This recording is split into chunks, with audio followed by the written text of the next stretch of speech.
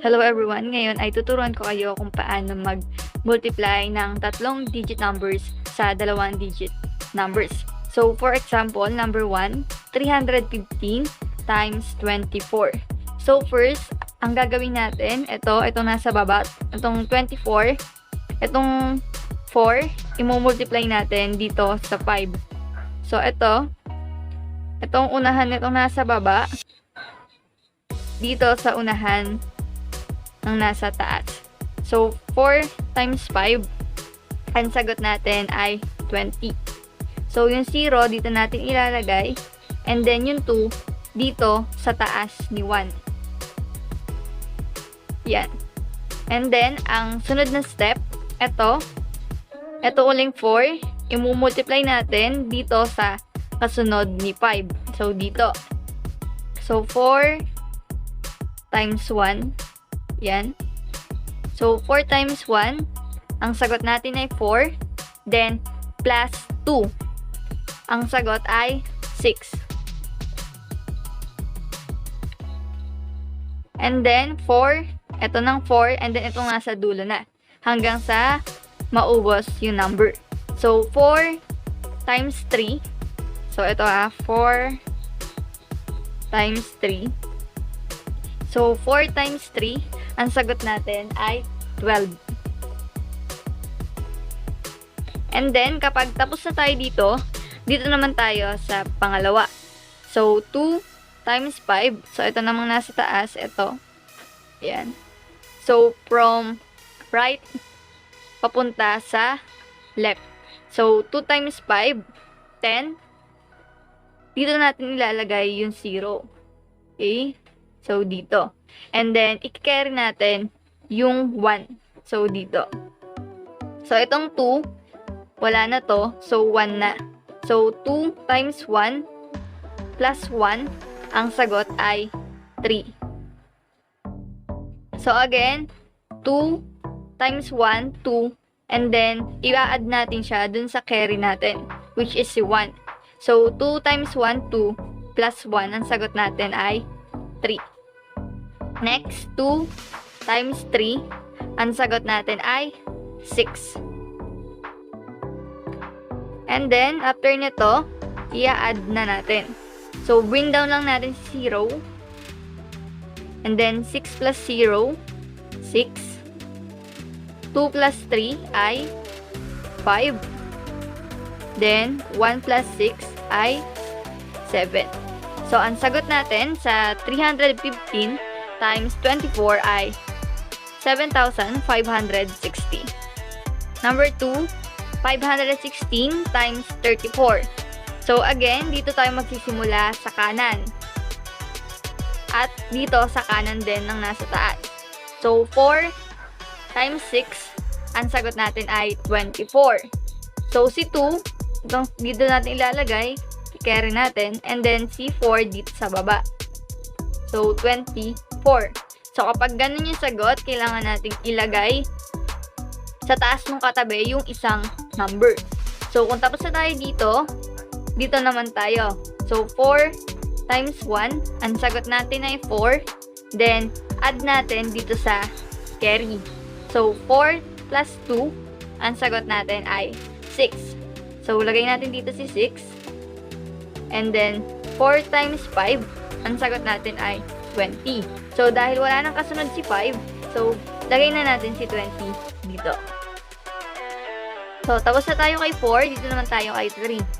So, 3 times 6. So, again, magsisimula tayo sa kanan.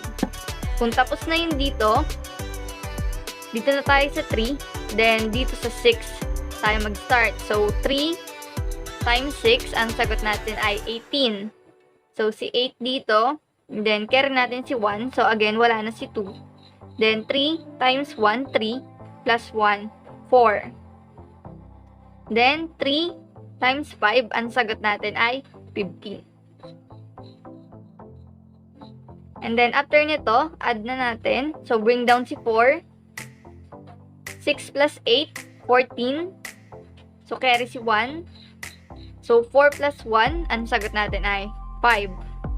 And then, 2 plus 5, ang sagot natin ay 7. Then, bring down si 1. Therefore, ang sagot sa 516 times 34 ay 17,544. Next, number 3, 917 times 25. So, kagaya lang ng process kanina. So, 5 times 7, ang sagot natin ay 35. So, dito si 5. Then, sa taas ni 1, si 3.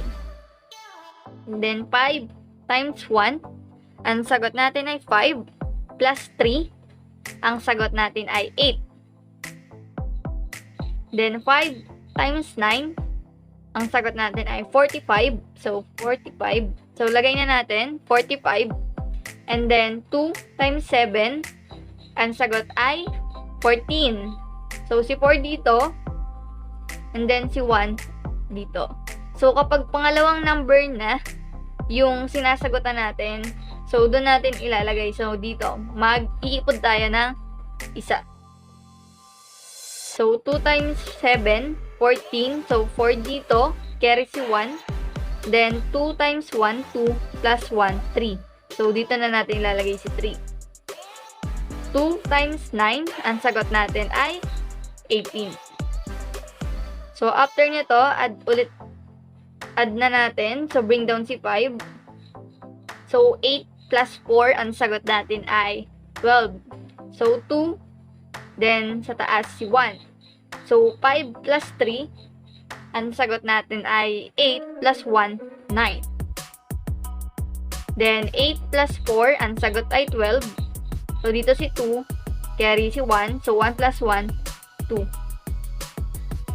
Therefore, ang sagot natin sa 917 times 25 ay 22,925. So, last number, 745 times 16. So, same process. Ito muna.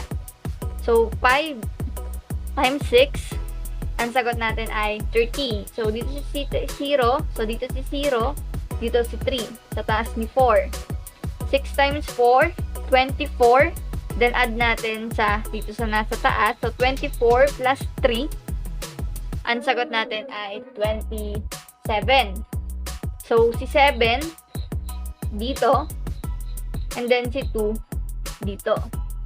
So, 6 times 7. Ang sagot natin ay 42. Tama? Then, add natin sa 2 si 42. So, 42 plus 2. Ang sagot natin ay 44. So, 44. And then, dito na tayo sa 1. So, dito natin ilalagay yung sagot. So, 1 times 5, ang sagot natin ay 5. 1 times 4, ang sagot natin ay 4. And 1 times 7, ang sagot natin ay 7.